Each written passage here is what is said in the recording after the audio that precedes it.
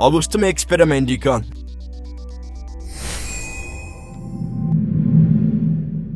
Kas algoritm saab toetada kooli ilma, et see kaotaks oma südame? Ma analüüsin andmeid sekunditega. Märkan mustreid, ennustan arengut, aga ma ei tunne rõõmu. IST-s ei kasutata tehisintellekti juhuslikult.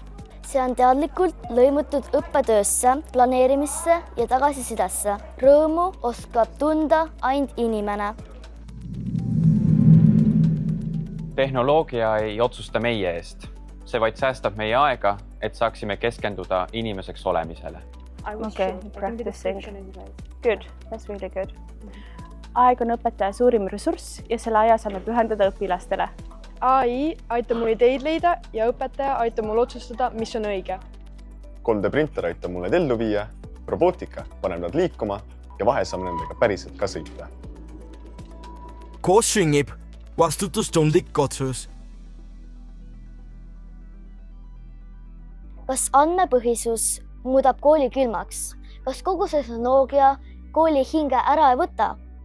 Innovatsioon ei asenda inimest. See tuvellab teda. Hüpotees kinnitatud.